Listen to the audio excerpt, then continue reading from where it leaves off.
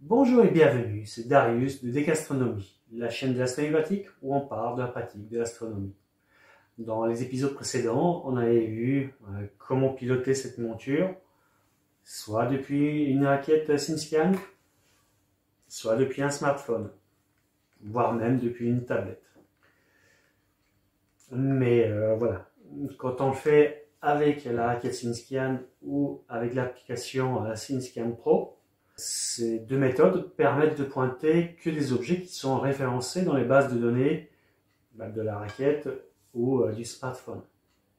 Donc typiquement un certain nombre d'étoiles, les planètes, la Lune, le Soleil et tout un tas d'objets du ciel profond. Mais comment faire pour pointer par exemple une comète ou un astéroïde ou une supernova? Et bien ça, on verra juste après le générique.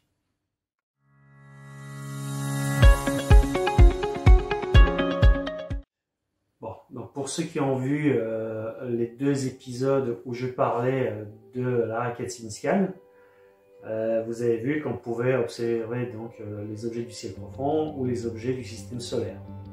Mais les objets du système solaire, voilà, la liste était relativement courte, puisque donc on a la Lune, le Soleil et les 8 autres planètes, donc autres que la Terre.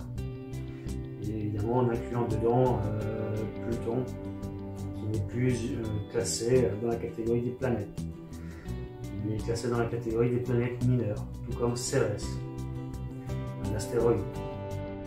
Et donc on peut se demander, ben voilà, si on veut observer Cérès, comment faire?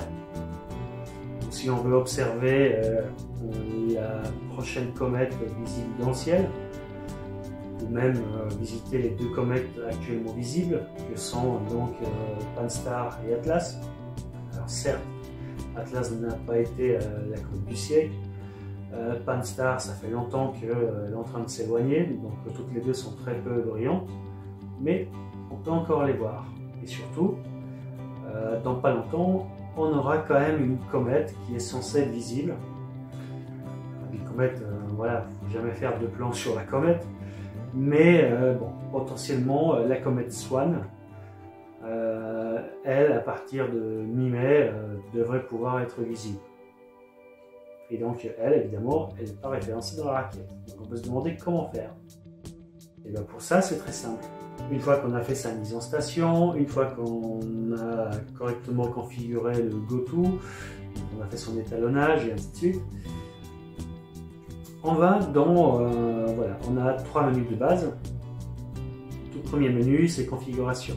Le deuxième menu, c'est utilitaire. Et évidemment, pour chercher des objets, ce qui nous intéresse, c'est le menu liste des objets. Et donc dedans, quand on parcourt cette liste des objets, et ben voilà, donc on a, je fais liste des objets, entrée, on a les étoiles nommées. Betelgeuse, Rigel, Castor, Pollux, enfin voilà, il y en a tout plein. Sirius, l'étoile la plus brillante du ciel. Après, on a système solaire. Donc c'est là où on va trouver les planètes, la Lune et le Soleil. Ensuite, on a le catalogue NGC, New General Catalogue, avec plus de 7000 objets. On a le catalogue IC, on a le catalogue Messier, très célèbre, avec les 110 objets du catalogue Messier. On a le catalogue Caldwell, le catalogue SAO. On a la liste des étoiles doubles, les étoiles variables, visite guidée. Donc là, c'est la raquette qui nous propose de regarder un certain nombre d'objets. Et enfin, on arrive au dernier menu, objet utilisateur. C'est ce menu qui nous intéresse. On fait entrée. Et donc là, si on a déjà défini des objets, on peut faire appel objet. On fait entrée et on sélectionne l'un des 25 objets que la raquette est capable de mémoriser. Soit, voilà, on admettons que ce soit notre premier objet personnalisé. On va faire nouvel objet. On clique sur la flèche du bas et après donc, le menu appeler un objet, on a un nouvel objet. Donc là on va faire nouvel objet. On fait entrée. Et donc là, il nous demande deux types de coordonnées. Donc le choix avec la touche 1, donc c'est AD/DEC, association droite et déclinaison. Donc là, si on fait 1, on va éditer les coordonnées donc de l'association droite et de la déclinaison. Donc la première se donne en heures et la seconde en degrés. Ou on peut faire Escape, Entrée, et là on a le deuxième choix qui est un monture. Donc on fait monture, Entrée, donc c'est deux entrées. Et là on a donc édité H/AZ, donc la hauteur et l'azimut. Donc là, ce sont des coordonnées voilà, alt-azimutales en degrés pour les deux paramètres. Et donc voilà, selon le système de pointage qu'on a choisi, donc alt-azimutal ou une déclinaison et ascension droite, il suffit juste de rentrer les coordonnées de l'objet qu'on veut observer. Alors là, vous allez me dire, comment fait-on pour trouver les coordonnées de l'objet? Par exemple, si c'est une supernova, je vous invite de regarder l'épisode numéro 3 sur les supernovas. Et dedans, vous avez la liste des supernovas, leur magnitude et les coordonnées de ces supernovas. Donc c'est là que vous allez trouver donc, les coordonnées de la supernova à pointer. Si c'est une comète ou un astéroïde, vous pouvez très bien lancer soit Stellarium, soit carte du ciel,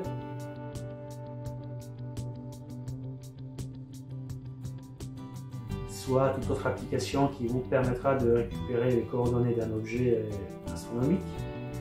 Et là, vous saisissez ces coordonnées dans votre raquette. Donc voilà pour ce qui est de la raquette SceneScan. Alors évidemment, tout ce que fait la raquette SceneScan, on le retrouve tel quel dans notre application SceneScan. Et donc là, une fois, évidemment pour faire marcher l'application SceneScan, depuis un smartphone ou une tablette, il faut se connecter avec la carte Wi-Fi. S'il y a un accessoire à acheter pour votre monture, c'est celui-là. Évidemment, on le branche toujours hors tension. Donc là, j'allume la monture. Ici, dans mon application, donc évidemment, je me connecte au réseau de la carte. Voilà, il a détecté SceneScan underscore Wi-Fi underscore, et puis voilà, les chiffres et les lettres. C'est le Wi-Fi de SceneScan. Là, on fait connecter l'objet. Donc il s'est connecté. Et une fois qu'on est là, donc évidemment, une fois qu'on a fait la mise en station, une fois qu'on a fait le déterminage du GoTo, pour petit rappel, pour la mise en station dans Avancé, on trouve le viseur polaire qui nous dit donc voilà comment régler soit notre constellation de l'octant, soit notre étoile polaire dans le réticule, selon l'hémisphère dans lequel on vit. Ensuite, avec la petite lunette astronomique ici, étalonnage, on a fait donc notre étalonnage. Et là, voilà, on est prêt à saisir les coordonnées de notre astéroïde, ou de notre comète, ou de notre supernova. Et donc là, ici, plein milieu, on trouve objet utilisateur. Donc là, on fait exactement la même chose. On clique dessus et on a deux possibilités. Donc astre ou cible terrestre. En général, les comètes, les astéroïdes et les supernovas, on trouve dans le ciel. Donc on clique sur astre. Et là, c'est très simple. Donc on peut rajouter un objet. On configure les coordonnées. On enregistre. Et une fois que les coordonnées sont saisies, on fait pointer et la monture va pointer l'objet. Là, au niveau des coordonnées, il faut saisir l'ascension droite et la déclinaison. Allez, 6 h 5 minutes, blablabla, et 45 degrés. Quand j'ai saisi mes coordonnées, j'y vais pointer et là la monture elle est en train de pointer l'objet. Évidemment elle ne bouge pas puisque j'ai pas verrouillé les axes. Voilà. Donc là quand on verrouille les axes, on voit bien que la monture elle bouge. Et petit rappel, donc au niveau de la carte wifi, quand la communication est établie entre le smartphone et la monture, donc on a la LED verte qui clignote en plus de la LED jaune. Donc la LED verte elle clignote au moment où on a des échanges entre les deux. Et la LED jaune elle clignote en permanence. Donc voilà, on a vu comment faire pour observer des objets qui ne sont pas référencés dans la base de données de notre application SceneScan Pro ou de notre raquette SceneScan. Donc c'est un tout petit épisode, mais j'espère qu'il vous a quand même plu, puisque donc du coup il vous offre quand même la possibilité d'observer tout un tas d'objets que voilà, en temps normal on ne peut pas pointer. Et donc n'hésitez pas à vous abonner, à lâcher un petit pouce bleu pour m'encourager et surtout à partager mes vidéos sur les réseaux sociaux afin que d'autres personnes puissent découvrir ces vidéos et en profiter. Donc sur ce, je vous dis à la semaine prochaine. Ciao!